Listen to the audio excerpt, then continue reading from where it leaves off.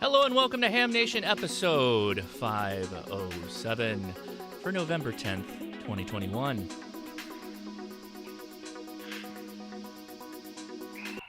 And hello everybody, I am Josh KI6NAZ. Thanks so much for coming out to Ham Nation here on the Ham Radio Crash Course. Appreciate taking out a little bit of time of your week to have a little ham radio fun.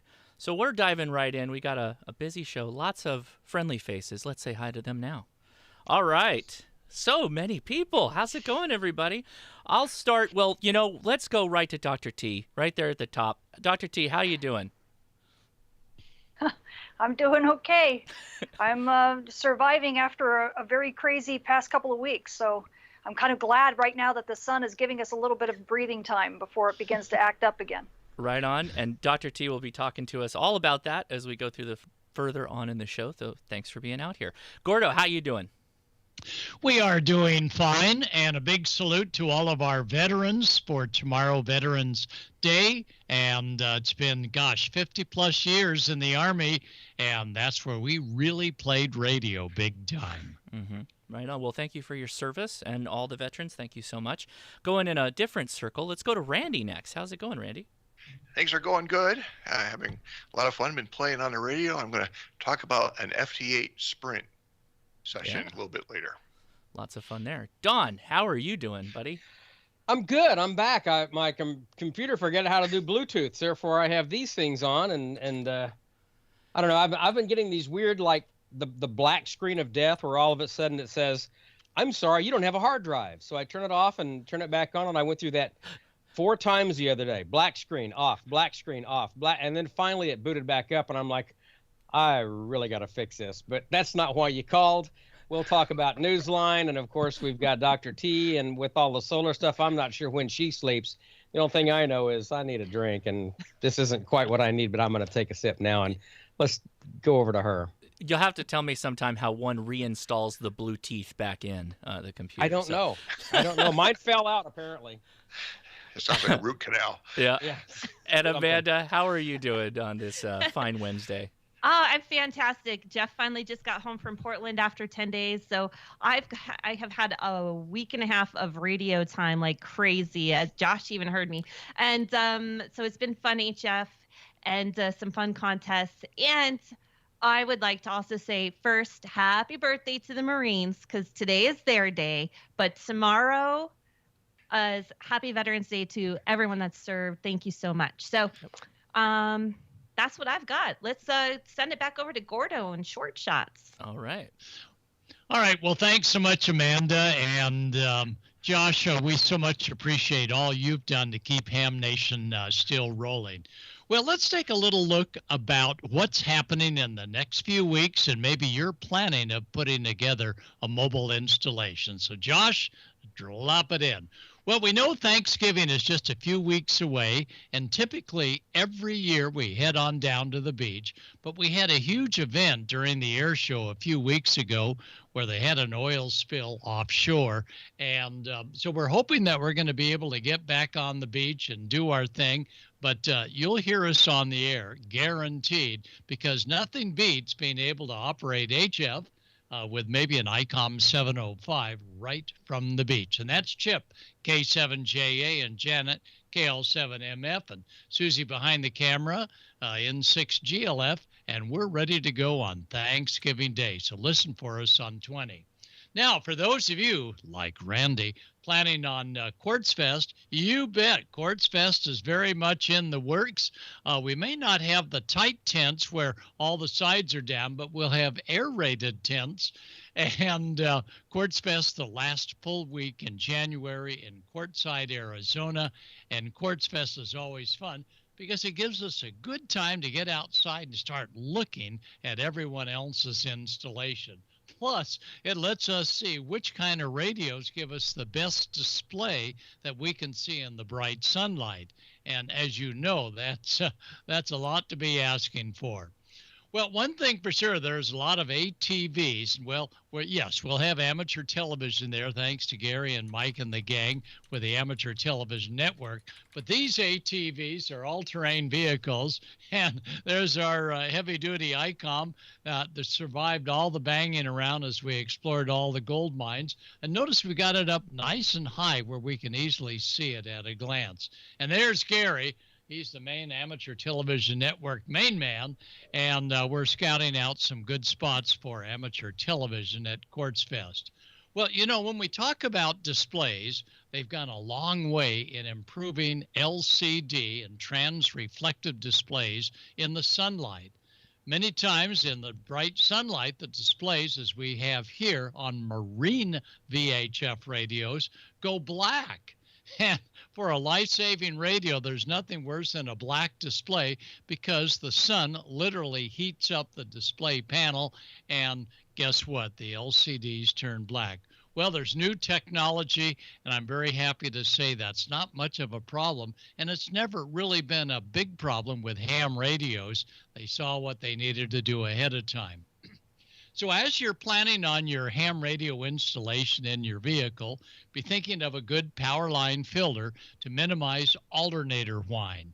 That's what the filter does. It's not going to help you with spark plug pops and things like that. It's not going to help you get rid of just plain background atmospheric noise. It's for the alternator. So if you've got a heavy-duty alternator and you want to really make sure that it's not going to come over on transmit, going to need one of these. 10 amps is about the normal that we would use. This will actually handle a little bit more.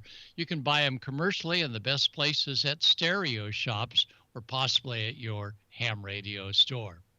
Well, you got to have radios, and here are some fun shots of radios. And these are a little on the low side. That driver's got to look down, take his eyes off the road to see what displays are there.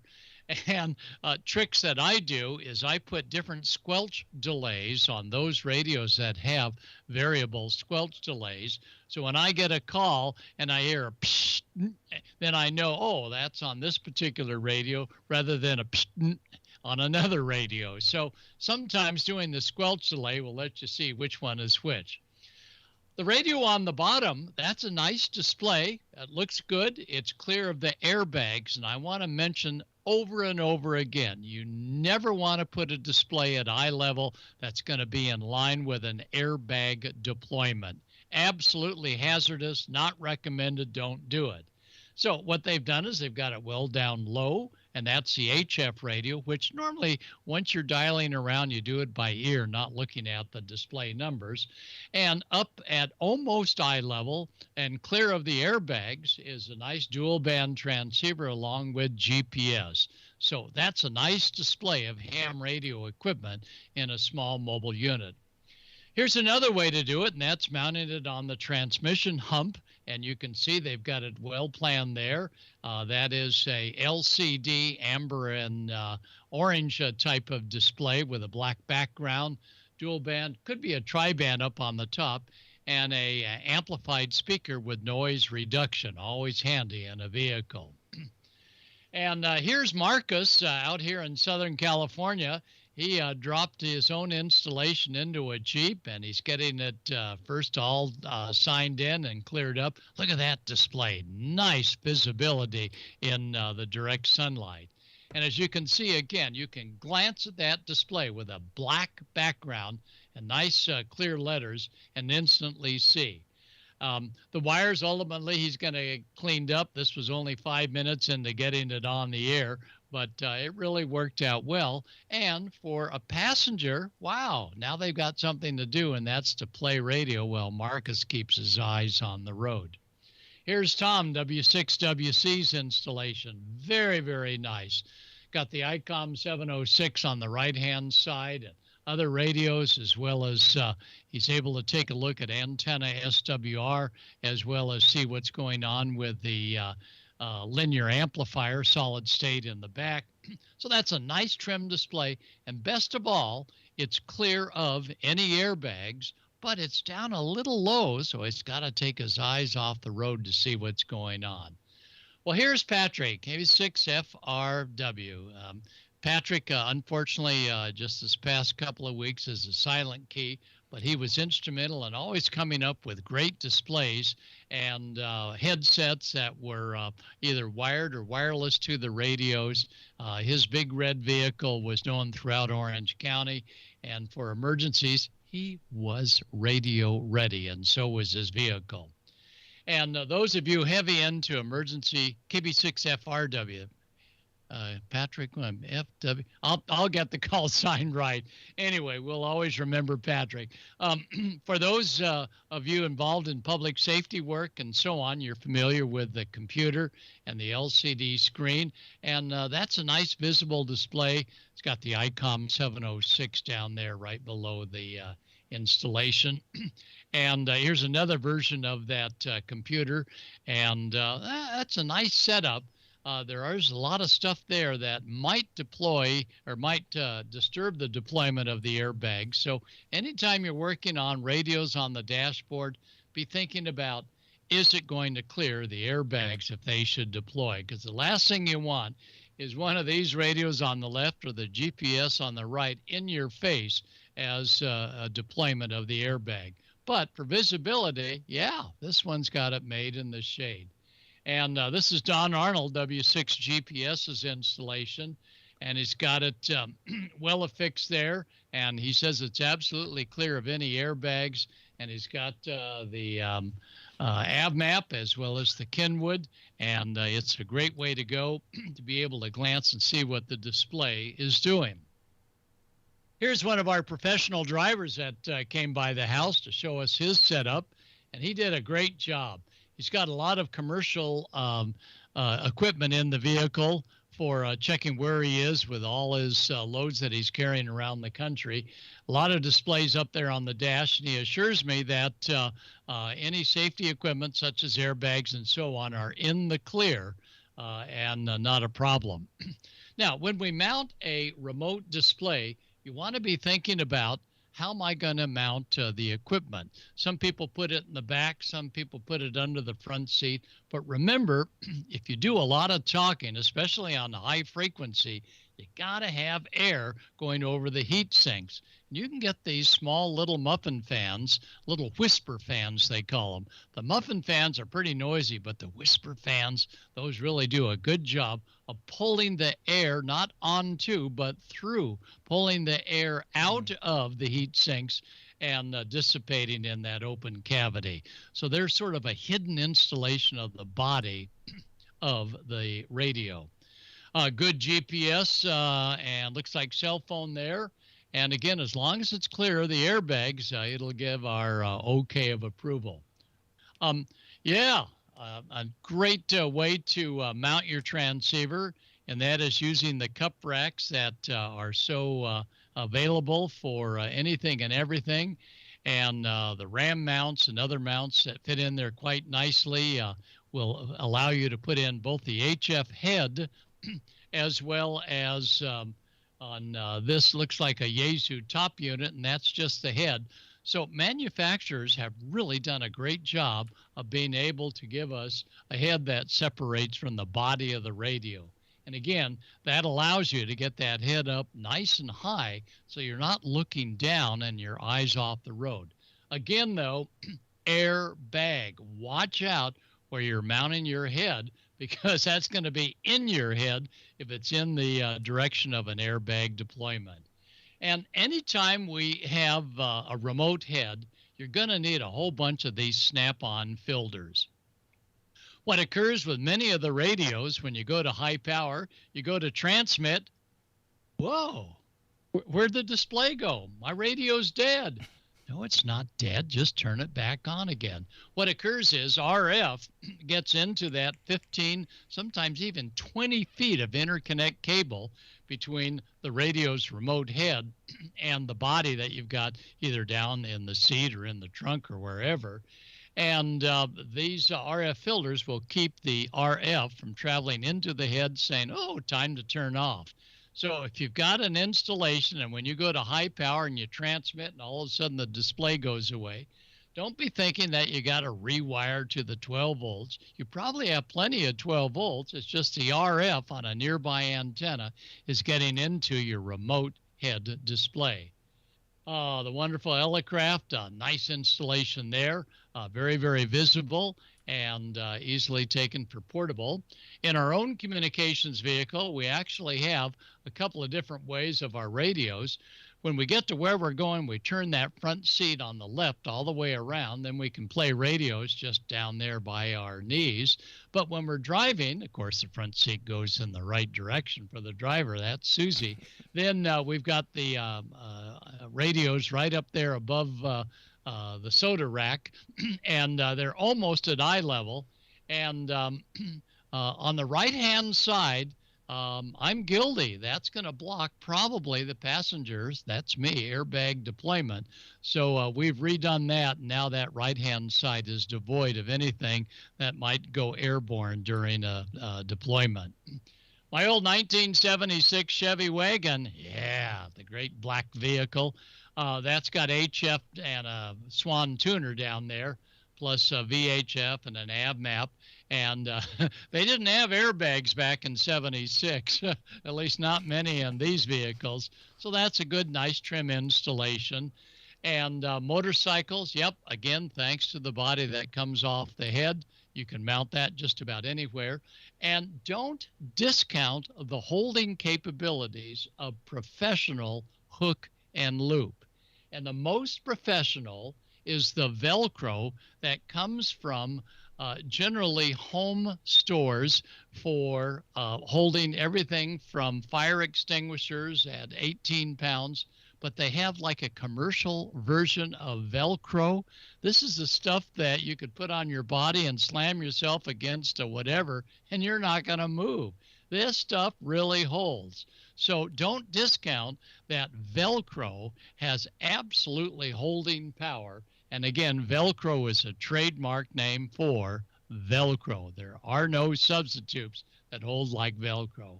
And finally, before you get out there and start driving around, you should do your programming ahead of time. That way, you're not going to be a hazard when you're doing that. So again, these small little displays tied in with a small little cable can go just about anywhere. Double check that if you have polarized sunglasses that you're able to see the display. And again, these displays are not going to turn black. This is one of the original Icom trans reflective color displays, and it's great in the bright sunlight and won't turn black. So I encourage all of you that when you're setting up your ham radio installation in your vehicle, just be cautious you're not blocking any airbag deployment, or else you're going to be wearing that radio on your forehead in case of a small accident that deploys the airbags, and drive safely.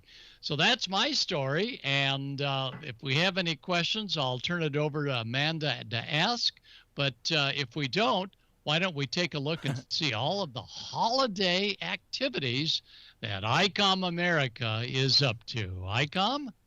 Oh, we do have some questions, Gordo. Good. The first one, someone saw one of your Quartzsite or Quartzfest pictures, and Brett had to know.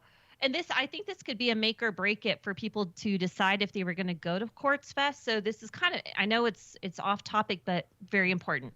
Brett says, I understand that Quartzfest is primitive camping, so where do folks go for showers? Seriously, if they're in tents and stuff, where are there facilities, or do you guys just all loan out your campers? Yes, for those that are missing a shower, we have them stand downwind. Well, that was a joke. No, there really are no showers at Quartzsite, but in town, they do have some facilities, and they do have showers. And some of the folks will actually not stay in Quartzsite, but rather stay in Blythe or some of the other local towns. There's not many around there. So showers, that's a problem. We will have porta potties, from what the organizers tell me this year, as we do every year. So at least we've got that part handled. But it looks like a sponge bath for those going to Quartzsite that plan on either tent camping or really roughing it. Absolutely. So bring your Subaru and bring extra deodorant. That's what Gordo's saying. All And right. stand downwind. Stand downwind. Okay. Or stand by the campfire, and then you just smell smoky. There you go. All right. What I other got one. question? I didn't see who got it.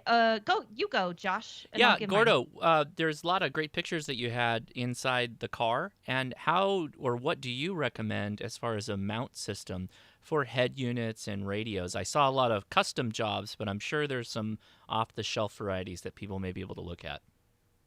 That's a very good point, Josh. And for the mounting of the head, usually the manufacturer will supply a small little L bracket or a U bracket for the head. And you don't want to drill into the dashboard and accidentally maybe drill into where there's wiring in there. So believe it or not, for just the head units by themselves, I do that industrial strength Velcro. Not the Velcro that you normally get, but the stuff that comes from Home Depot that will hold a 20-pound fire extinguisher. That's what we go for. And that usually will do a fabulous job of holding the head. And that Velcro has been treated so that even on the hot dashboard, it's still going to stick like a mama. And let me tell you, nothing comes off until you really tug it to make it come off. And Okay. Josh, I have a solution for that too. Some head mounting gear, Pro Clip. Everyone check them out.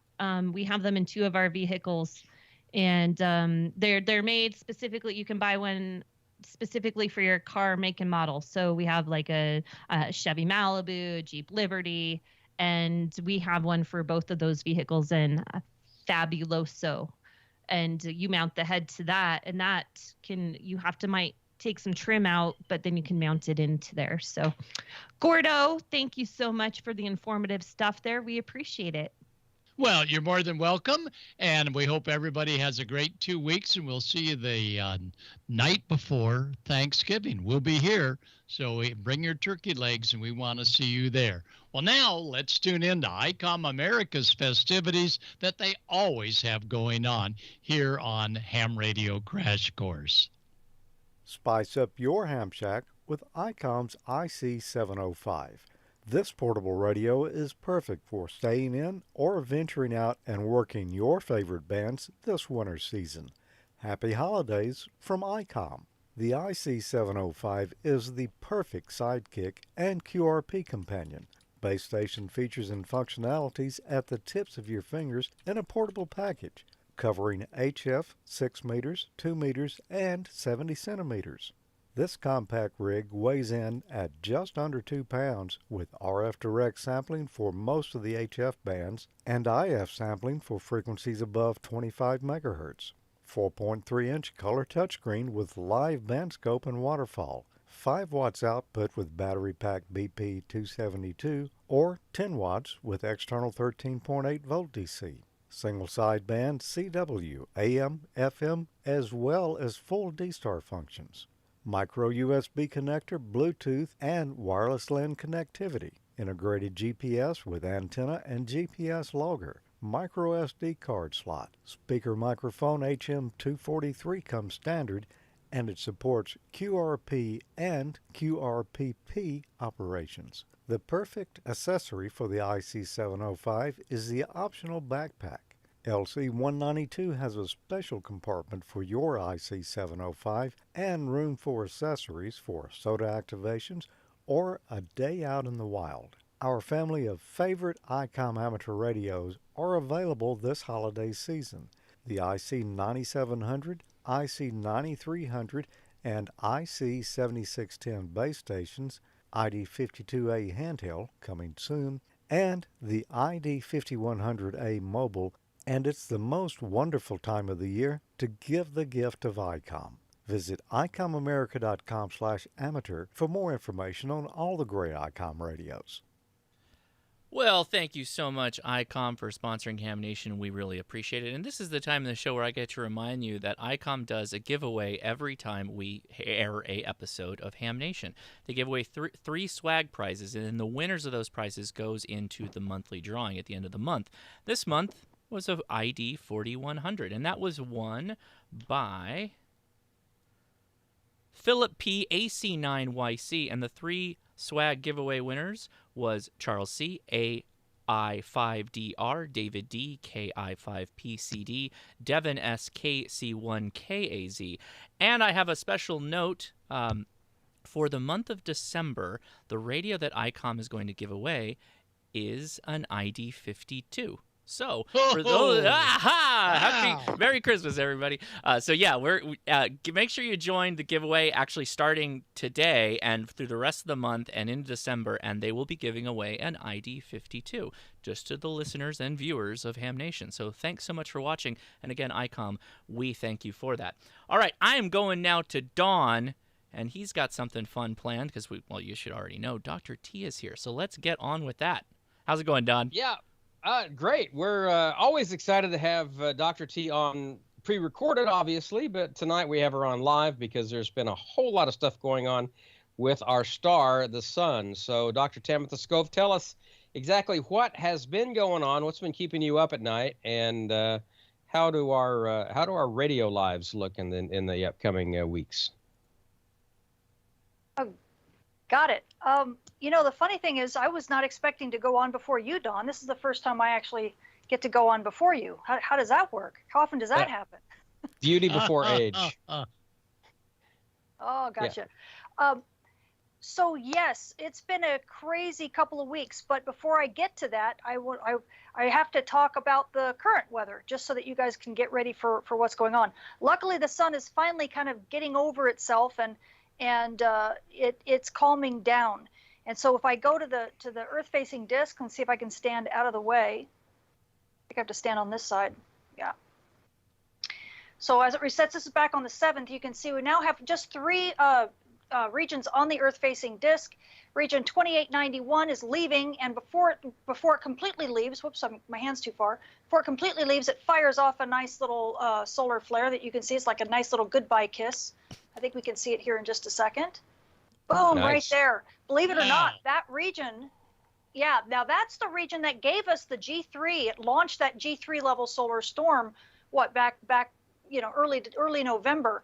And that was the fire. We'll talk about the fizzle, which was the Halloween storm before that, after all this. But yeah, so this ended up being an M2 flare. So if anybody had been paying attention over the past 24 hours and you noticed that, hey, we had a radio blackout, what happened? You look at the rest of the action on the disk, there really isn't much going on. That region, when it fired that flare that you just see right there, that probably was an X-class flare. But because it's actually what we call occulted behind the west limb of the sun, we only got to see part of that flare. And I'll show you, if you'd like, I'll show you the fast solar storm that it launched, because that region's still firing. It's going to be interesting in 2 weeks when we see that region rotate back into Earth view. We'll see if it has any oomph left, but it sure has some oomph on the sun's far side. Luckily, that's not going to bother us now when it comes to big solar flares, because we're now being shielded by the sun itself. Meanwhile, we have a couple other regions. They're not doing all that much. We've got this, I think it's this region here. This is region 28. It's either this, I forget which one it is anymore. I'm too confused from after last week. But one of the regions has about a 5% chance of an M-class flare. That's region 2895. So we'll be paying attention, but it's mostly yawning kind of stuff. Meanwhile, we also have a small coronal hole that's really kind of connected down here to the southern polar hole. That's going to be giving us a little bit of fast wind over the next couple days. Not really worried all that much about it. Most likely some active conditions at high latitudes, but at mid latitudes we're probably going to stay pretty calm. So the space weather really is going to be, settling down a little bit. Sadly, the solar flux is also dropping, as you can see, because there's just not a lot going on. We're back into the high 80s for solar flux, and we may even drop to the mid 80s before too long. And I'll show you that in my 5-day outlooks. I do not have stereo data with me. Mainly because I'm going to take forever doing some of this other stuff. And I'll tell you about that in a second. But let me show you really fast. Here is that insane, now what I'm showing you are coronagraph images. This is from Earth's view itself. And this side of the image is actually showing you the raw images. Let me stand a little bit here. This side is actually showing you the raw images, and then this side is showing you the difference images, which really just highlights the features. And hopefully you can tell, you'll see when that big solar flare launches, right when it resets here, ready? And 1, 2, 3, boom, right there. If you can see that big solar flare, or maybe a big CME, the big solar storm being launched, that's actually very, very fast. That region that's region 2891, and it really does look from the size and the density and the speed of that big monster solar storm that was likely an X-class flare. So yes, we're safe for 2 weeks from this monster, but that region will rotate back into Earth view, and it could be bumping that solar flux up again, and also give us another set of solar storms, just like the big G3 we had just last week. And let's see now what else I want to show you. And just in case you missed it, here is, really quickly, if I can blow this up and stand out of the way. Which way do I stand now? So you can see, well, I'll stand on this side for a moment. So you can see over the last few days, we definitely have been kind of calming down. You can see the November 6th, 7th, 8th. We're not even at M flare levels anymore, so the bands probably have been quieting down just a little bit. But we did have this flare right here, which is, well, I don't know if I should even have this thing up here. You can see it says 2.02. That means an M2 flare right there. If you can see that on the 9th. Move this out of the way so you can see it. So yeah, so this is the M-class flare that was actually like an X-class flare, but it's been the region has been occulted on the sun's far side. But this is going to be it, folks. We're probably not going to see any more activity. Things are going to continue to kind of quiet down easily over the next week before things pick up again. And so if I go to my 5-day outlooks, I hear heavy breathing. Hot mic.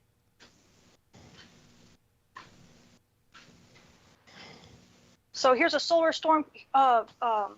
When we look at our solar storm conditions and aurora possibilities over this coming week, you really don't see a lot, especially at high latitudes. We're expecting a little bit of activity from that fast solar wind that's going to be coming up.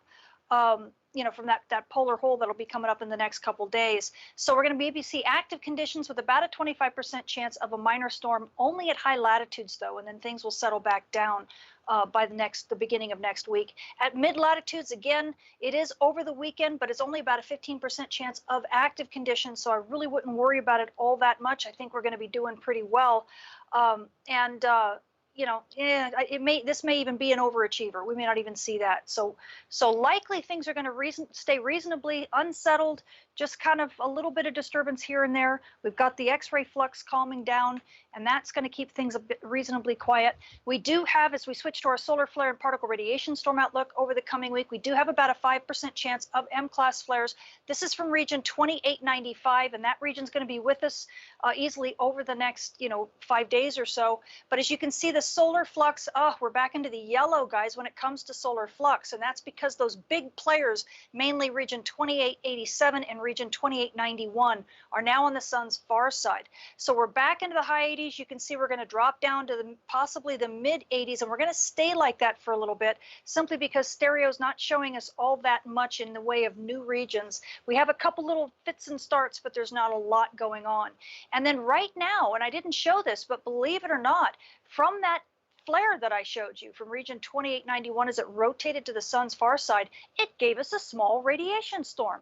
It didn't ever make the S1 level, so it's not really officially a radiation storm. It's just elevated levels right now of radiation, and then particle radiation. And then it's going to calm down easily over the next day, and we'll be back into the D2 minor range, which is pretty much just due to cosmic ray flux. So, frequent flyers are still having to worry about that, and that does mean prenatal passengers and people who are flying over 800 hours annually, or if you're flying at high latitudes and high altitudes, you really should be checking your radiation dose if you are a high-risk passenger. So please take that into consideration.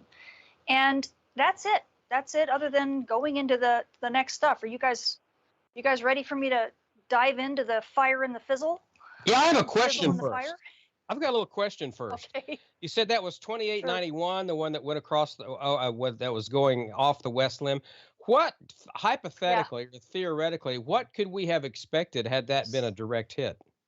Yeah, that little guy right Probably there. another, that boom right there, that flare, Yeah.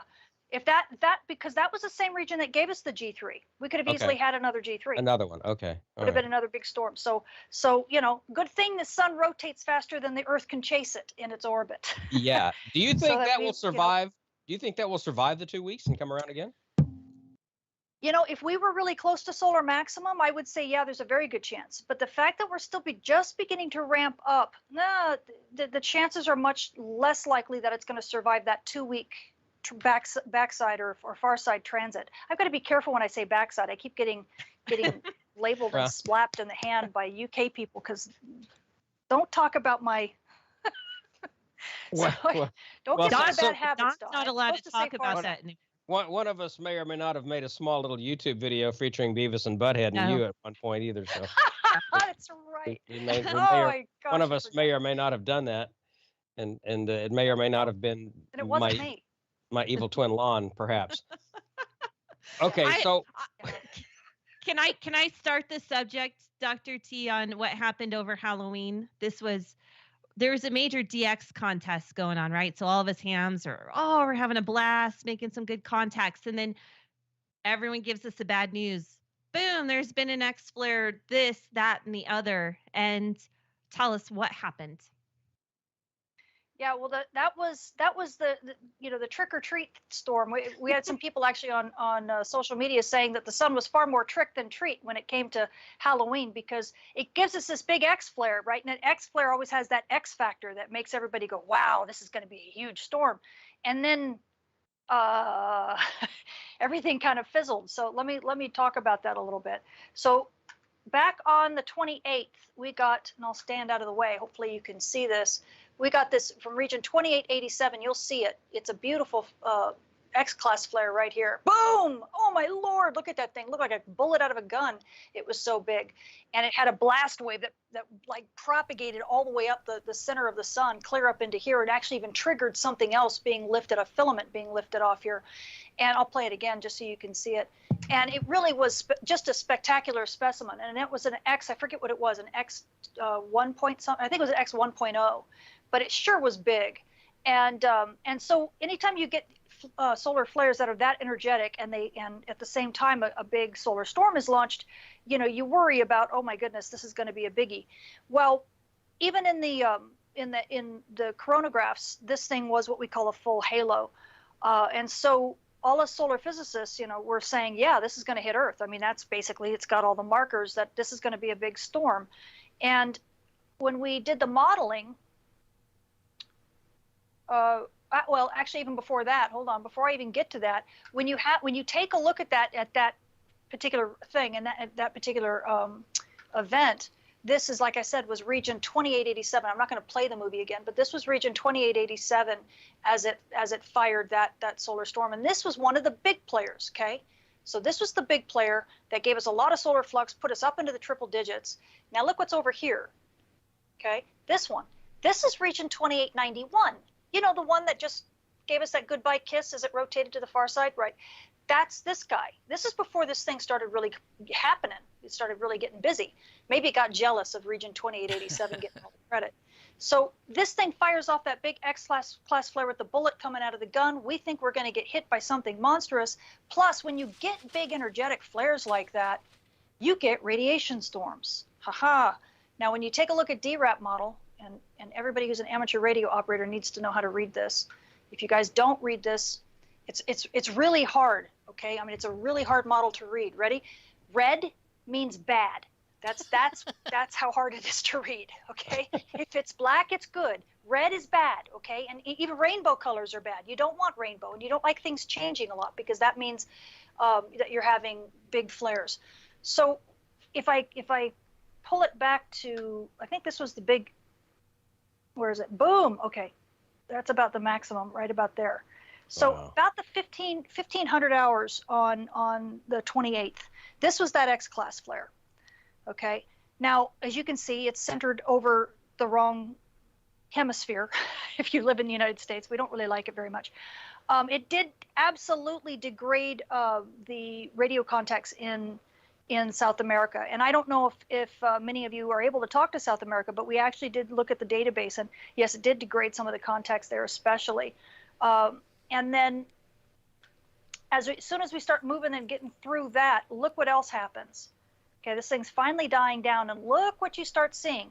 At high latitudes, both in the north and in the south, This is due to the radiation storm picking up, okay? And so the radiation storm gets worse and worse and worse. It ended up staying as an S1. It was really a pretty intense radiation storm, actually, for the level it was. We call it a hard spectrum. So you guys had to deal with more of these types of flares on the day side, which is what this big circle is. That's all the whole day side. And then everything at the north and south, right? And at the same time that's happening, that you're dealing with that, right? Because this is all bad for amateur radio, for propagation. So if you're at high latitudes, you probably couldn't do anything, basically, if you're at super high latitudes, because that radiation storm just stops everything. But at the same time you're dealing with that, you're dealing with this, right? We have this solar storm coming. I hope it loops. Is it going to loop? No, I should have set it to loop. I'm sorry. I'll play it a couple more times. So you have this big solar storm coming, right? So this was the NASA model, and I'll play it one more time and then stop it. Boom. Did I stop at the right place? Yes, I sure did. Look at that. So this model is called Enlil, and it's basically a solar storm prediction model. You're looking down at the sun's from the North Pole, and Earth is here. It's the yellow dot over here. Okay, so you're looking down at what we call the ecliptic plane. And you can see that solar storm as it came out, right? It hits. The reason why this one was called the Halloween storm was because if you look at the time that it was expected to hit, it's right at Halloween. Okay, and it was reminiscent of the 2003 Halloween storms and that whole storm series. And of course, there were newspaper articles all over about it. And oh my goodness. So this came from that, came during that X flare. So we expected it to be a big storm and lovely. But one little thing. Do you see on this side? This is a north-south direction. Okay, you notice that most of this structure is south. Well, that's because region 2887 that fired this storm fired much of that big solar storm south of us. We still expected that there was going to be enough north of Earth to still hit Earth, right? That we'd still be in its wake. But enter a coronal hole. And what happens is that coronal holes, if they get fast wind and the wind is strong enough, it comes down and it can push these structures out of the way. And that's exactly what happened. This structure, the whole thing, went south of Earth.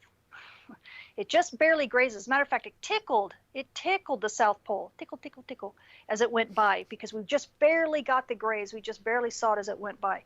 So here we had this huge G3, I think it was a G3 warning, which was spot on, but then we had a fizzle. So everybody's like laughing at us and poo-pooing us and everything. And we're very frustrated as scientists. Meanwhile, region 2891, remember that was the little guy that was starting to get busy and getting jealous of region 2887. This is region 2887 right here. And then region 2891 was getting jealous. Would you call this a hold my beer moment? This is a hold my beer moment for region 28? Yeah, absolutely. And it's not a hold my beer bong, because that would be awkward. That would be like totally wrong. But a hold my beer moment, right? While it decides to get serious, and sure enough, it takes its gloves off, and boom! Whoops! You have to stand out of the way. See it here in difference images. Watch this thing. Oh, my hand is still in the way. My goodness, look like a drunken sailor, don't I? Look at that thing go! Wow! I'll play it one more time. I really should have these on loop. So you can see the blast radius of this thing. It looks like a nuclear detonation. It just goes and keeps going. So this is now almost dead center of the disk, right? Whereas when 2887 went off, it was like, I don't know, down over here somewhere, right? Kind of much further south. This one is almost perfectly dead center. And sure enough, we get another big halo, which I'm not going to show, but we had a huge halo. We looked at this. This was only like an M2 or 3 class flare. So, 2887's going, good try, brother. That was good. Yeah, that was good. Good for you. Yeah, but it definitely thought it was the winner. Yet this region, the storm it launched ended up being the one that really nailed us. So here's what the solar flare looked like. So I'll stand on this side. And this time I don't have a movie for you because I had to, honest moment here. I was blindsided. I was just going to give you the weather. And then I get on here and these guys say, "Oh, you got to go through all that stuff from last week." Here we go. Yeah. Kidding me? Yeah, I'm sweating. So you see the beads of sweat. You see it rolling down my face. Okay, See, this so is what I have to deal with through direct messages on Twitter. You people have no idea how difficult my life is because of her right there. My God. Hear why I drink. I am sober. I am stone cold sober. Now, but I have to out people when they put me on the spot. I'm going to put them back. I can reciprocate. Okay. So I'm sorry I don't have the movie for you, but this is the big solar flare that actually from region 2891 that launched that that big solar storm toward us, right? So again, we're still sitting in radiation storm hell because these radiation storms just don't like to stop. And when you keep getting these big flares being launched at you, all it does is just make these radiation storms worse because the big solar storms that get launched, believe it or not, they actually intensify radiation storms that are already going on. So we're still in this radiation storm. We get this big flare. So amateur radio probably is still completely trashed on many bands. And you can see the X-ray flux here. If I stand on this side, you can see the X-ray flux for that M flare. It really wasn't all that impressive. It didn't even make, it's like an M2 or something. Really wasn't all that exciting. So we were kind of thinking, okay, yeah, whatever. But then, and I'm trying to, I don't know how I should say this. By that time, us scientists were busy, and I'll show you why. Because we had two big flare players and solar storm launchers, and they were going nuts. Look at this. You've got one storm, two storms, three storms, four storms. Do you see this? And then, there's at least four just on this plane right here. So this is another version of Enlil, and I'll play it again. And you can watch all these storms being launched in succession. By this time, we were so dizzy and having such a hard time even following these things in chronographs because they're all on top of each other, that, okay, yeah, we're going to get another big storm. And I'll just rewind this a little bit. But do we have any confidence whatsoever that it's going to be a G3 level storm? No.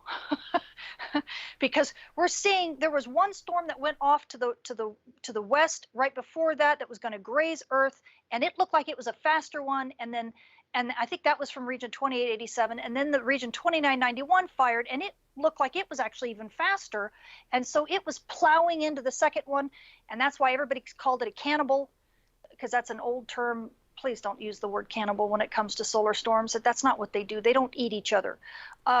But at any rate, then the news media went nuts again, and we're thinking, oh no, not another one. And sure enough, when this one hit, it actually hit faster than we expected by just a little bit. And so because of that, see what happens is it's something called preconditioning. When the other solar storms kind of blow out all the junk and get it out of the way, then anything that's launched afterwards then has just this, beautiful, clean freeway. It's kind of like having the police do a sweep or a big tank coming in and just blowing off all the cars on the freeway for the traffic jam. And then whatever comes afterwards just can go, right? Like a nice motorcade right down the center lane. So that's what happened here. And so when this structure, this solar storm hit us, oh my goodness, it was perfect. And then it was oriented magnetically perfectly, especially in the early part of the storm. So we ended up getting, and if I'll pull this back up. This is what we ended up getting, right? Let's see. Stuff like this. Right. Wow. Amazing. Wow. And this is actually inside the auroral oval. And this auroral oval came down to South Dakota. Wow. It's so energetic. And, yeah. We just had, it was unbelievable. It was unbelievable what we had. So here's another one. This is kind of cool because it's kind of spooky. Now, see, this is what should have been render. It looks like a 3D rendering. It doesn't even look like real. Isn't it beautiful? Yeah. So this is so this is the fire, and where the first one was the fizzle, this was the fire. We actually had, and I can even show you. People were celebrating like nobody's business, right? You can imagine who wouldn't be celebrating. This is in North Dakota. Oh my It's gosh. the aurora of their lives. Oh yeah, it was the aurora of their lives. And I'll show you why. Because we had aurora that came down. I just grabbed a few of them so you could see. This is aurora over southern Utah, guys. Look how high in the sky. This is red storm time aurora in southern Utah. Okay. Give me a few more minutes. Hold on. That's amazing. This is why we like to have you on live, right? Yeah, here. this is great. Absolutely. This is aurora. Well, I should put their picture of their names up here, the people who are tweeting it. This is Brendan. This is aurora in Wyoming. Wow. Okay. Just north of Cheyenne. Show me what it looks like in Southern California. Can you see it, hopefully? I will. Just a second. I will. Can't see it for the That's smog. exactly what I'll show you. Just a minute. See, I made a joke, and now she's going to Let me call get me out. there. Here we go. Yeah, she's gonna do it. Yeah. She's gonna slap you silly, am. Josh. Don't you dare do that to me. Oh, you don't. You can't do that to me. So here's Pyramid Lake, Nevada. Wow.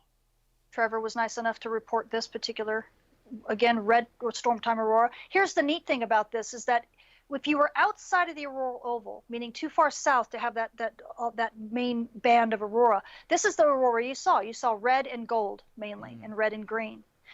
And that's a classic way of looking at it. But when you were inside the oval, that's where you saw the magenta and colors, almost purple and green pulsating. Yeah. It's like the most insane things people had ever seen. But it was neat because we got to see this all at the same time, both inside the auroral and outside the auroral. Okay, how about this one, guys? So you said said California, right? Yeah, that's not far from me. Wow. Oh my gosh. Yeah, Joshua Tree. Wow. Wow, look at that. That's a place where they have very little light, and that's beautiful that they could pull that. So it's even cool because I can just cover the UA. Right? Josh, California. It's even more of a burn. It's even more. It's just even better. Don't dare her to do anything, Josh. Just Man, did not learn expect that. from my I played right mistakes. into that one. I'm like, I just Learn set her from up for my a spike. Woo, man. It's true. Yes. Thank you. Thank you for the full dunk. For Man, me. checks in the mail on that one. So that's where we've been. Okay, and I'll go back to. I'll stay quiet. I think that's it. Let's see. Is there any more? And oh yes, of course. Not to be outdone. Wow. This is aurora, and this was the aurora in the southern hemisphere. It was mainly blues, magentas, and golds, mainly because we had a break, and then the aurora came back. And at the latter half of the storm, this is what the aurora looked like, even in the northern hemisphere. But this is in Victoria, Australia. So if you've been to Melbourne and Sydney, there you go. That's Victoria. Okay, so we even had some gorgeous aurora australis. It was all the way, seen all the way as far north as Auckland, New Zealand. It covered the entire island of Tasmania, obviously, because you have to get that high to get to the southern tip of Australia. So this was a really nice storm. At one point, when it was peaking, and I was actually awake during this and trying to give live updates, that was when the Joshua Tree, when it actually went south of Los Angeles, south of where I am, I was telling everybody on Twitter, I was saying this could go to a G4. And literally not even maybe 10, 15 minutes after I said that, the field flipped northward and shut everything off. So we never made it to a G4. But at the peak of the storm, I honestly believe it was a G4 level solar storm. So it was a pretty big one. Wow. Amazing. And that's it, guys. Yeah, that's my recap. I'm just totally in awe of all of this. I'm in awe of the physics of all this and the scale of it. When you look at those, the EMLO, or wherever you call it, just the scale of that, of how Earth is just this tiny little yellow dot, and how you have this whole huge arc, and how it's just, I'm just in awe of it all. I really am. Nature's amazing. I think just you love. should just do the heart symbol around that. Like, we love Josh. Oh, there you go, Josh. There you go, Josh. I love the explanation. I'll bring it back up here for a second. God. I love the explanation of. He's not even going to be able to sleep tonight. That's man. it. I'm just going to be dreaming of aurora imagery in my head when I go to sleep. What I love was the explanation of the first storm kind of clearing the path, and then 28's aim, I guess you could say, was truer, and not being in the biggest storm, still had this path that just nailed us like perfectly, and Right. and that's the byproduct, right, of everything we saw right there. Right. So everyone has to tell Dr. T their experiences. Did anyone experience any crazy propagation on those days? I was It's in the not good. contest. It's not I good. definitely did. I thought it was fantastic. 10 and 15 were open Saturday, and I told Jeff, I was like, we got to make all the contacts we can get because it's going to be terrible. And it was actually pretty fabulous on 10 and 15 on Halloween. So Did you no go to the low complaints. side It much? was Did you fun. go to 40 and Oh, 80? right. It was so crowded Mm. that I almost gave it the middle finger. What were you going to say, Dr. T? Oh my. Yeah, It was, I had forgotten. You reminded me. One of the things that was neat about Halloween, not the second storm, not the storm that caused the G3, but the fizzle, was that the field was mainly northward. And so this is something amateur radio operators, you guys can, we can all take to the bank, is that when we have a solar storm hit, but the field is mainly northward, or just even solar wind that's steady northward, it actually enhances propagation. Because it still feeds the upper atmosphere a lot of particles. So we still get a lot of punting, like a particle precipitation into the upper atmosphere, but it's not the kind that causes aurora. So it actually can enhance propagation. So northward pointing storms are actually good. It's the southward pointing ones that make things go kind of wonky. That's interesting. it is interesting. See, this is why you should follow her on Twitter. I've been telling you every Ham Nation for how many years have we been doing this now with you? Follow her on Twitter at Tamitha Skov. This, damn it, is why. This is why you should follow her. And the spaceweatherwoman.com. And of course, all this, you do all these reports on your YouTube channel that unfortunately I have to edit for time. So, I pull a lot of the, she's got some. Because I can't shut up. Well, it's so much great information, and we only have. We used to only have an hour. Now we can go as long as we want since we're on this platform. But nonetheless, I edit for time so that we can get a bunch of other stuff on. But all of her stuff unedited is on her YouTube channel, which oddly enough is called Tamitha Skov. It's brilliantly branded. What else would you call it? And it's linked in the description. Videos. It's linked in the description too. Go follow in the description. The link is there. Follow. Do it. Follow. Exactly. Worship. Thanks, like guys. we That's do. Yes. We're in awe of the whole physics thing and of you and your ability to make this as understandable. You and Gordon have a whole lot in common in the fact that you're both teachers and you both are able to take an extremely technical subject, ham radio, solar physics, and dumb it down for us mere mortals into bathroom language where that we can all understand it. And that's why I'm just so in awe of both of you, and I'm just so happy that A, you're on our team, and B, that you're my friend. Aw. Oh, thank you. Aw. That's very kind of you. Yeah, and I actually got a friend gave me because I make too much noise with my hands when I like gesture and stuff. So a friend gave me a fidget spinner so that I would stop. It's a sun. It's a sun fidget spinner. Yeah, you're gonna wear the bearing out of that, and it's gonna start squalling. Do you know that Josh I'll probably start had doing my to forecast. he had to like reevaluate our screen sizes. So he's like, well, Dr. T gets a little animated, so I'm gonna go ahead and make it a little wider for her. Yeah, I gave her the full. It's true. You have to. I got the full. Josh, not You enough. need all the room. It's just not enough. I can still escape. Yeah, well, it makes it wide for me too, but it's an entirely different reason. It's because I'm so wide. By the way, I wanted to say Happy Veterans Day to everyone, and thank Yes. you all. If you're retired military, personally in debt. My family is military, and my father and my grandfather were both in the military. My grandfather actually went down on the Coolidge. He survived, but he actually went down on the Coolidge. He was one of the only Army people on the Coolidge when it went down. And, Wow. they were shuttling Army people. Scary thing is he didn't know how to swim. So, Oh my. I have a. So yeah, it was a bit harrowing for him, but I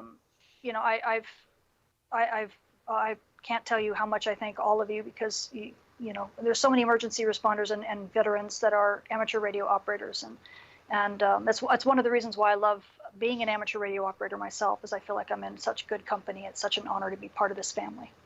Thank you, Tamitha. Well said. Thank you. Very well said. Well, anything else for us tonight, Dr. T? Do we have any questions from the gallery? We I'm can't sure we come do. up with questions for Dr. T because we're too dumb to know what to ask. Well, that and the chat room, it just Yeah, it they flies do. like that. So They really go gooey when you're talking, and They they really do. don't take time to type questions. They just want to pay attention. Well, so they all want to hear the bangs, the booms, the booms. bams. But Yeah. everybody, please go Right. follow Tamitha directly on Twitter, and then you can Right. just send her or not send her a message, but you can tweet at her and say, "Hey, here's my question." Yeah. So make sure Yeah. you do that. That's what I would No, I do. probably will follow you back. If you're an amateur radio operator, you ping me. If I catch it, I will follow you back so we can chat if you to answer questions and stuff like that. There I'm you go. actually quite friendly that way. Okay. That's awesome. perfect. Thank you, Dr. T. You bet. Thanks for hanging out. We do appreciate you live. Yeah. It's really awesome when we can see you work, move the absolutely. laptop, do all the things you do there. It's awesome. Hey, you done good. Well, She throw done it good, down. didn't she? Thanks She much. did. She sure did. All right, well, now my little dog and pony show's coming up next. Amateur Radio Newsline. Go ahead and run that beautiful beam footage. From Amateur Radio Newsline report number 2297, this is Ham Nation headlines for Wednesday, November 10th, 2021. Our top story follows a recent tragedy that claimed the life of a well-known ham. Investigators say it'll be a long while before they learn what caused the fatal plane crash that killed this noted DXer. The National Transportation Safety Board has said it will take at least a year before investigators complete their study of the crash on October 21st that claimed the life of a popular, well-known DXer and contester. William Roberts, AA4NC of Apex, North Carolina, was piloting the small aircraft when it crashed in a wooded area not far from the airport shortly after takeoff. A licensed commercial pilot, William was killed along with another passenger. 2 children were also on board and were hospitalized for treatment for their injuries. Keith Holloway, a spokesman for the NTSB, told Newsline in an email that it was too early in the investigation to determine what caused the crash of the single-engine plane, a Mooney M20J, which belongs to William Roberts. William, who was 61, was an enthusiastic DXer and an avid contester who took part in the first World Radio Sport Team Championship competition in 1990 and returned to be a judge at the event in Germany in 2018. He is also listed on the DXCC Honor Roll. For Amateur Radio Newsline, I'm Jack Parker, W8ISH. There are plans to honor a historic telegraphy center in Poland with a special museum exhibit. A new museum planned in Poland is working on rebuilding a transmitter formerly used by the Transatlantic Radiotelegraphic Broadcasting Centre in Warsaw. That station once enjoyed one of the highest profiles in Europe. Its radio towers were the world's second tallest, and the station itself enjoyed a role as a busy centre for important communications between Europe and the United States. According to a story in the American Polish Eagle, half of the telegrams sent from Europe to people in the US were transmitted via this Warsaw station. Its 10 towers stood 126 metres tall, the equivalent of more than 430 feet, and its 2 200-kilowatt transmitters reliably reached North and South America. The museum, planned by the Electronics Faculty of the Military University of Technology, hopes to recognise this station in its array of exhibits, and with a radio station that will broadcast the historic station's history on the shortwave frequencies. The station was used during the Second World War to send messages to Japan and German U-boats by the German occupying forces, who destroyed it before leaving it at the end of the war. For Amateur Radio Newsline, I'm Ed Durant, DD5LP. And finally, this week, a little slice of life, or maybe a little slice of pizza, or maybe both. Well, if you enjoy pizza and you enjoy Morse code, you might enjoy a pie with everything on it, including some dits and das. The pizza delivery chain Papa John's has just cracked the code to a clever marketing scheme, and it's using CW to make it happen. The popular Call of Duty video game, played on Xbox, PlayStation and Windows, has partnered with the pizza maker to launch the game's latest version, Call of Duty Vanguard, which features a World War II theme with 4 leading characters, military officers from Great Britain, the US, Australia and the Soviet Union. Now it also features pizza for those playing the game. By ordering a Morse code kit in advance from the pizza maker, players will be able to get a kit that lets them crack the code they need to translate into CW. Each code corresponds to a different topping for their pie. The kit's become available in the UK later this month. Giles Codd, the pizza chain's UK marketing director, said the campaign also underscores the company's partnership with the Call of Duty Endowment, which assists military veterans in the UK in finding jobs. Whether any pizza orders will be placed from Bletchley Park remains to be seen. For Amateur Radio Newsline, I'm Jeremy Bucci for NJH. And that's all from the Amateur Radio Newsline, your independent source for amateur radio news for 4 decades and counting at arnewsline.org. With Jack Parker, W8ISH, Ed Durant, DD5LP, Jeremy Bucci for NJH, Karen Eve Murray, KD2GUT at the news desk in New York, and our news team across the globe, I'm Don Wilbanks, AE5DW. 7-3. We'll see you next time here on Ham Nation. Now, here's the solar update from Dr. Tamitha Skov, WX6SWW. Well, we've already done that, so we'll skip right over that part. But anyway, what a great thing that Papa John's is doing. That's only in the UK, of course, but very cool stuff. I believe it's only in the UK with the Morse code tie-in. And now we're going to turn it over to Randy, who is no less impressive as Dr. T, slightly less animated and a little bit more facial hair, but no less impressive. I could be animated. I don't know. So, yeah, we got to figure out how to get those Morse code keys over here. You know, yeah, we have to go down to Papa Murphy's and really. They'll probably be on eBay for $500. Yeah, in a $500. Exactly. And you know, after Dr. T, my head's about ready to explode. That was. I know, mine too. My brain's all full. So I'm going to talk about an FT8 sprint. So a sprint is a very short contest, and this one is 1 hour long. And what's kind of interesting on this is that it has a live scoreboard and a live YouTube commentary at the same time. So let's go to the video where we can see the flavor of what happens during the sprint. And this is the FT8 off, where every week we compete for 1 hour in a sprint, not a contest.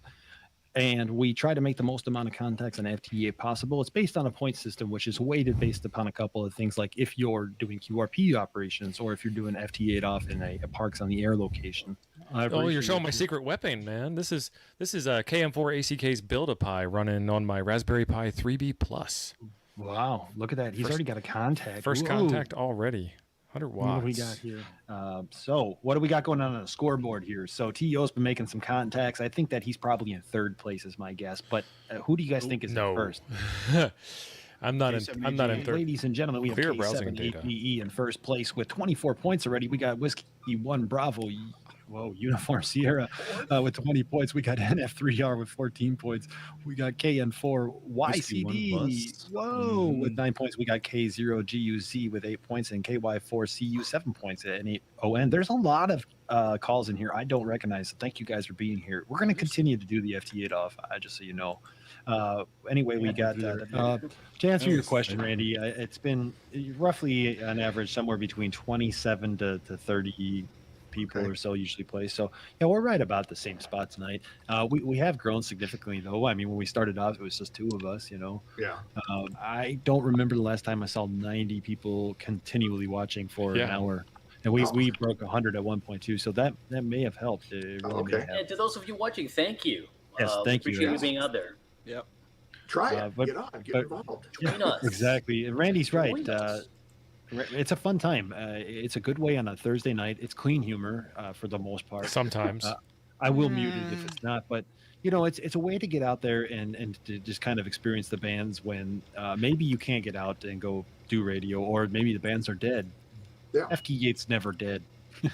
Right, talk it up with your club. You know, work against guys in your club. Work against yourself. You know, try and do better the next time. 2 minutes play to with win. Antennas and strategy and have fun. That's the thing. There's a lot of strategy involved in this. All right, everybody, finish your final QSOs. The score is currently looking like. Let's see your rant. Whoops, goodbye. Randy, 126 points. Noble. NF3R at 78 points. KC3PIB, he might have been doing FT4. Let's see. Yes. I'm going to get my contact. I'm going to get my last one. Yes, I'm going to get my last one. Yes. Oh, look at that right there. Boom. If nobody else has anything here, we're going to call the session adjourned. I don't even know what I'm saying. At 7:59 p.m. Guys, take care. See you next week.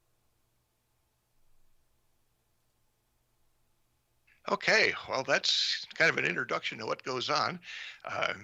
It's a fun contest. Well, not a contest, but a sprint, because you can watch that scoreboard and see how you're doing, and the guys are on there talking about it.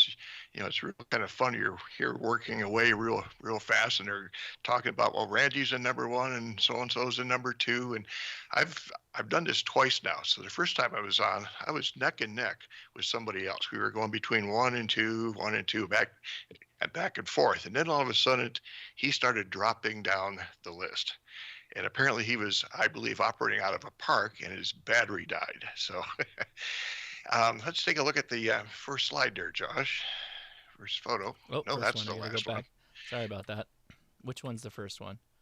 I screwed up. The first one. Yeah. Okay. So this is the scoreboard. Again, this is live. So there's a little setup that you do in WJST-X to send your log entries to a secondary server. And I'll show you that here in a second. But within seconds after you push the log button, you can see yourself change on here. So they have 3 different power classifications. They have what they call QRP, which is under 20 watts, barefoot under 100 watts, and war something or other, they call it, people running over 100 watts. And they do allow you to run up to 1.5 kilowatts if you want to do that.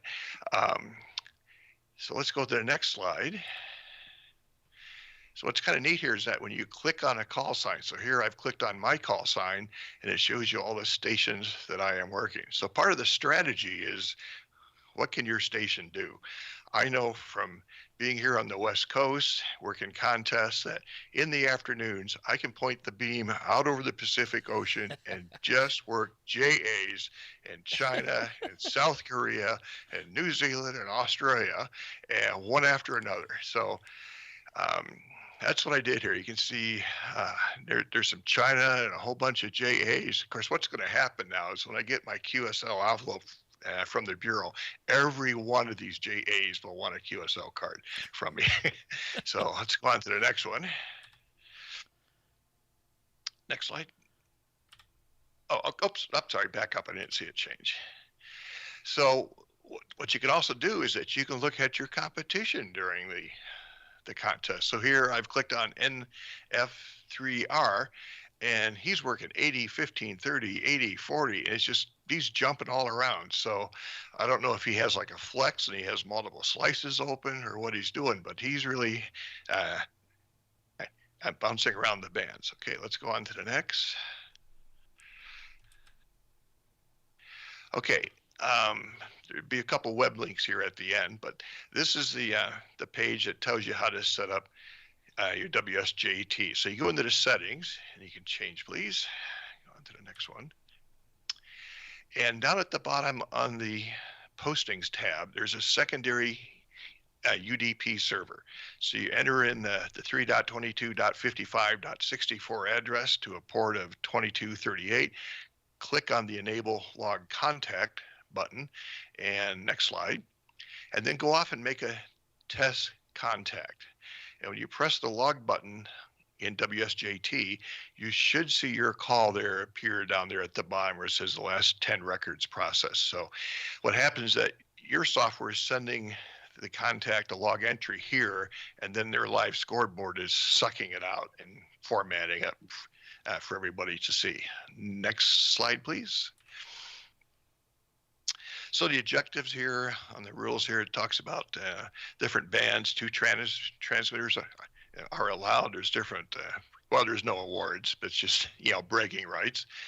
There's no certificates. Well, who knows what Steve and Sean will come up with here in the future. Let's go on to the next one. So here's the point. So this is where some of the strategy. You get 1 point for a contact within your own country. Now, if I have a DX contact, it adds 2 to that. So every time I work a DX, those JAs, I was getting 3 points. If you're operating a special event station, you get +3 there. If you're operating QRP, you get another point added on. So the first time I participated in this, I was working and getting 3 points per contact. So I thought the second time, let me turn the radio down, my Icom 7610, turn it down to 20 watts, and now I'm getting 4 points. And that allowed me to, jump ahead. If you work, POTA or SOTA, you get plus 4 points. And if you work in FT4, you get a half a point. And if you work within the U.S. technician bands, you get an extra point for that. So you kind of got to look at this ahead of time. And this may change week to week or whenever the guys think they want to tweak this, and maybe they're going to come up with something to take and reduce my score and raise somebody else's. I don't know. So. Well, we can cheat because we can point west, Randy. That's our secret. Yeah, I'm just taking advantage of what I have. So let's go on to the next one, or is that the last one? Okay, so here's at Steve's GitHub site is where you can find the rules and the scoreboard. And if you scroll down to the bottom of the scoreboard, it has a couple links for to do your setup and your test log and entry there. So I think that's all the slides. And go back to me. So, some people, well, first of all, a lot of people are, really against FT8, but, a lot of people are on there. It's becoming one of the most popular modes. The Sprint allows you with a live scoreboard to really get in there and see how you do. Give it a try. You may work 4 or 5 stations one week. The next week you may work 10. So maybe you've improved things or a different strategy. The way this starts is that you go to the YouTube channel, and it alternates between Steve's and Sean's YouTube channels. So, and you start watching 4:45 Pacific time, and sometime between 4:45 and 5 o'clock, they press a button on the live scoreboard, and it starts a 1-minute countdown. And when it hits 0, you can start. And there's a countdown timer so you can see how much time you have left and such. So you get in there and work them as fast as you can, figure out what your strategy is, and get on there and have fun.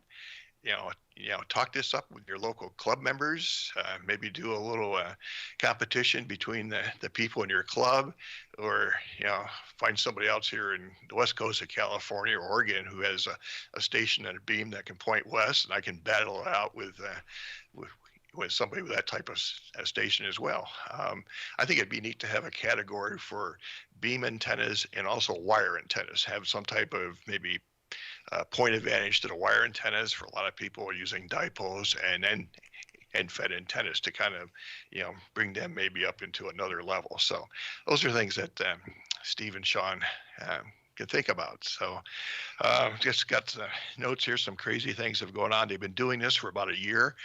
Like you heard in the video, it started off with just 2. They get about an average of 30 stations, 30 guys a week, logging and running and working the Sprint. What's interesting that there's 3 times as many people watching. So get on there and how's that work out? Get your radio up. Get going. Yeah, get on. It's like people watching video games being streamed live. I don't know, but this is ham radio video game. That's what some people call FT8 is point and click. Let me see. Oh, he talks about here once one of the stations was having a real hard time making contacts until about 10 minutes to the end of the contact, he found out he was working into his dummy load. Oh, no, Carlos!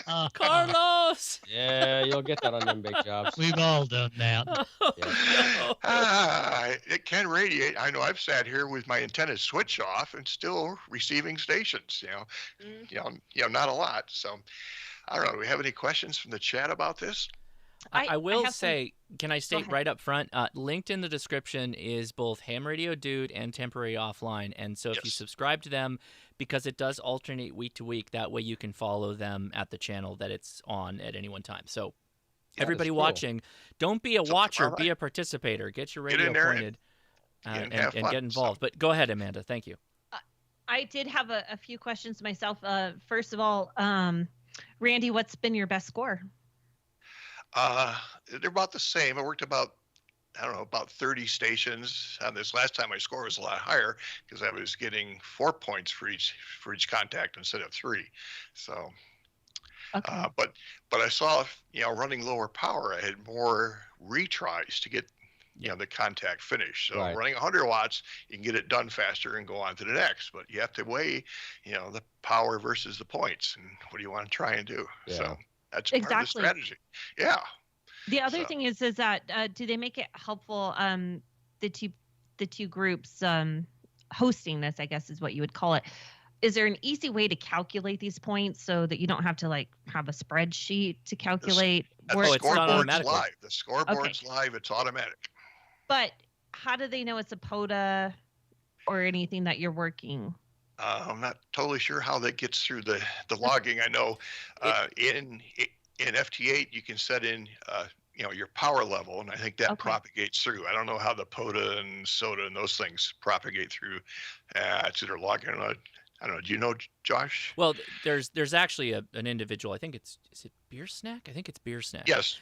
Beer Snack is the one that does the development on the system on the back end. Yeah. So actually, I'm curious about that as well. So if he contacts me and lets me know how he does the SOTA and POTA, I'm not really sure how they delineate that. But things like power level, obviously what bands you're operating on, all of that is picked up in your log, so that all comes through. Now, I believe when that little pop-up comes up on FT8, you do type in your power level, and that's how they know what the level is. So you don't want to, good ham stewards, right? You want to run 20 watts and type in 20. You don't want to run 400 watts on your amp and type in 20, okay? Exactly.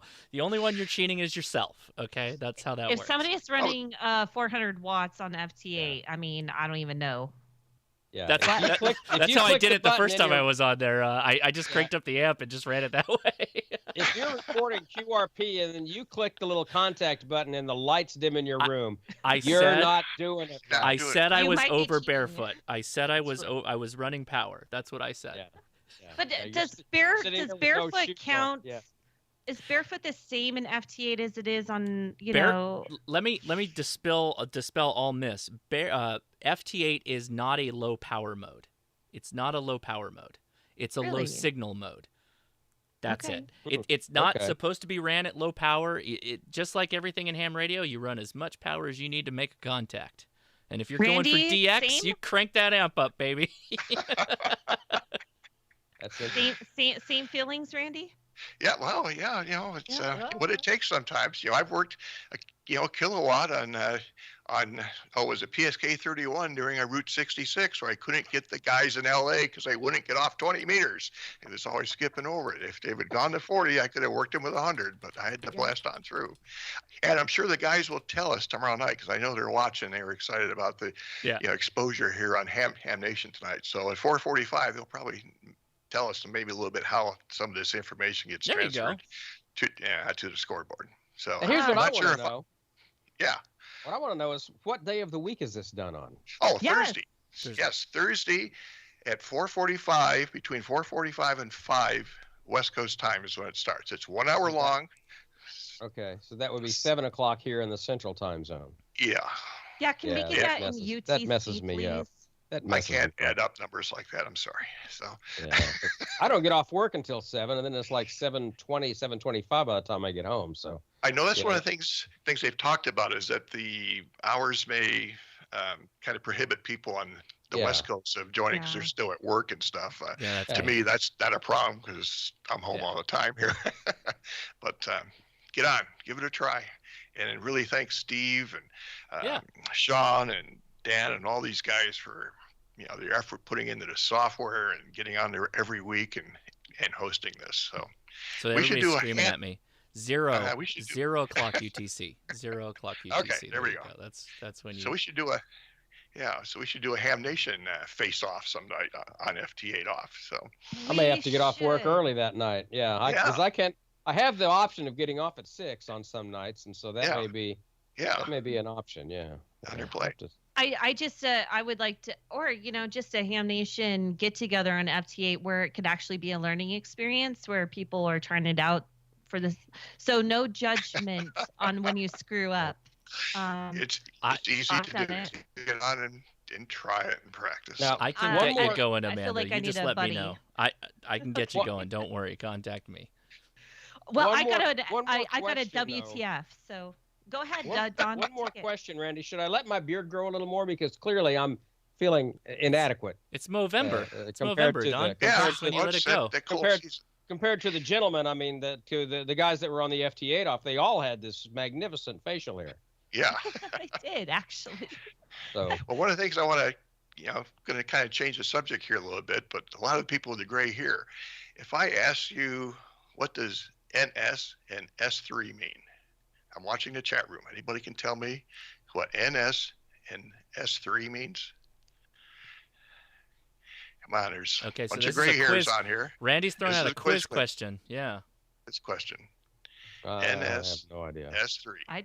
I've got my share of gray hairs, and I don't know what the heck you're talking about. Oh, okay. Okay, there we go. Heath gets the old instruction manuals. Oops. There you go. Yeah, that's fine. A lot of times when you want to solder something on like a terminal strip, they have an instruction to put the wire through, and it would say NS, don't solder it yet. Later on in the assembly, you'd put another wire through, and then it may say S2, solder 2 wires. And if you only had one wire at the time that said solder 2, you screwed up. So stop. Go back. Okay. Okay. So this is a book I just bought. This is from Chuck Pearson, WA7ZEE. This is a thick book. It's all about Heathkit's amateur radio history. So it's got all neat. radios and stuff. I'm sure a lot of people have built a lot of these and had them or still have them and use them. And it just goes through all the rigs. There's hints. Like I was looking at the DX60, and he tells what's the difference between the DX60 and the A and the B versions and things like that. Here's an interesting photo on the back. I get this position here. This is everything before you started building. Oh man! Is that the wiring loom? Yes. Luckily, that came assembled. You didn't have to do that. Yes. So pre-made. Otherwise, there'd be a lot of errors. So it's a fun. The thing is thick, and it's heavy, and it's a lot of history of Heath, how it got started, the factory expansion, and all that, and then it goes into all the radios. So Chuck did a great job on that. That's a really nice reference piece to have in your library. I like that. Yes, he also has another book on Heathkit test gear, and another book on the stereo and hi-fi equipment. So. Oh, nice. So cool. Very good. Very cool. That's all I have this week. That was amazing. That's a lot. Wow. What a packed-in show. Jeez, guys. I had absolutely no idea that whole group existed, Randy, and I think you guys are going to get wildly popular. I hope so. After showing yeah, that we'd up. like to see them, crash the web server and stuff with so many That'd be login fun. going to it. Yeah. I'd also, can I just mention one thing? I'd like to see some women in there. Come on, girls, join in and have some fun with it. You don't have to talk. You don't have to do anything but operate from your computer. So Right. yeah, there's. I meant in like the group chat and Oh, stuff. of course, Get yeah. involved. Yeah. Oh, I'm sure Jerry they'd Ellsworth welcome you on, says- Amanda. I got a tweet from Jerry Ellsworth, and she wants to, battle it with me some night. Oh, nice. Yeah. Oh, that would be fun to have some definitely wages on some battles between some folks, especially in the same areas. Right. There you go. And Propagation's exactly the same. I can work more than you. That would be fun. Yeah, it'd be fun to do it at Quartzfest if we have some internet access, so the logging stuff can go back to the server. yeah, that'd be an issue. Yeah. Yeah, that'd be. Yeah. But we can tether on our cell phones and have fun on Thursday And night. remember, YLs, facial hair is not a requirement. What about leg hair? Is that okay? Well, it is getting to be wintertime. It is. Got to stay warm somehow. All right. Well, we're done. We're This done. Has been Clearly. fantastic. Oh, yeah. Do we need to mention Clearly. nets, Amanda? We do need to mention some nets. Don't forget, we've gone up, down to 75 meters. So we've got Steve's around 38.27. So look there for that net. Other HF net, we have 71.92. We have D-Star on 14 Charlie and DMR on 31.012. And they are definitely waiting for you guys to join up. So other than that, next show is going to be November 24th, where we're at least going to have youth on the air telling us how we can work them all in December. Nice. I'd like to just say again, thank you to all of our veterans out there. We wouldn't be where we are today without you. And especially to my own grandfather, Victor Jackson Sr. Thank you so much for your service in World War II. Yes. And you were nothing less than a hero being a tank commander. So God bless you, Grandpa. Rest in peace. Yeah. So. Okay. Well, let's go around the horn really quick to wrap things up. We'll go Dr. T first. We started off with her. Thank you so much again, Dr. T, for being on the show. That was amazing live, you running around like that. That was awesome. So what's going on with you? Anything you want to mention this week coming up? No, actually, I think I'm going to finally get some sleep because I've needed it. I've been run ragged. My sleep cycles are basically based on the solar cycle now, which I think I'm in the wrong profession. Right on. Gordo, how's it going? Well, you've got some stuff coming up too, Gordo. You already mentioned for Thanksgiving, but what else is going on? That's about it. We'll be playing radio and veterans tomorrow. This is your day, and we salute you. Right on. Definitely. Randy, how about you? 4:45 tomorrow night, Pacific time. FT8 off. Get on. Okay. Battle out. And Dawn, how about you, Dawn? Again, to our veterans, happy Veterans Day. My brother-in-law is a veteran of Desert Storm, and his birthday is actually tomorrow. So happy birthday and happy Veterans Day to him. My dad, a veteran of the Pacific Theater in World War II, Archie Wilbanks. He is no longer with us, but he's here in our hearts. And my bonus dad, who was my birth mother's husband, Ron McAtee, still with us, a Vietnam Marine. So Semper Fi to him, and to all those who wore the uniform, we love you. We appreciate you. We're here in the land of the free because of the brave, and that's you. And that's all I have tonight. Right on. Amanda, any final words before I close things down? Nope. Except for we did start to get the comments. Dr. T so badly needs a stool. I know. We feel so bad. You know, there's lots of the show where she's not actually on the scene, so there are chairs in the place that she's at. You know, she can't. Dr. T, would you like to dispel all the myths? What's going on exactly? Yes, and I even purposely let my computer go to like the screen, you know, the screensaver, so everybody could see I was offline and that I actually walked back on, and you know, so I was hoping that would kind of, you know, calm things down, because before the show I was told I better sit down, and then when I said, well, if I sit down, then everybody's going to see me kind of like Kilroy like this. I don't think that's really a good way to do the weather. Well, she can sit whenever she likes, everybody. So now you so know that's the there is secret. no requirement for standing on the show. No. She does own a chair. Yes. Well, then I'll wrap things up. Big thank you, of course. That's right. Big thank you to all the veterans. Both my grandfathers, Robert participated in the European world side of World War II, and my grandfather Tom Sr. Was on the Pacific side, and my father, Tom Jr., I guess, was in Vietnam. So thank you for your service, and thank you to every one of the veterans and everybody that's actively, you know, committing your time and everything that goes into that. We really do appreciate it. And thank you everybody for watching Ham Nation. What was this episode? 507. Thanks again, and we'll see you in 2 weeks just before Thanksgiving. Have a great rest of your week and the week following that, and then we'll see you again. I'll play you out. See you later. 73. Good night, everybody. Good night, everybody. Thanks for watching.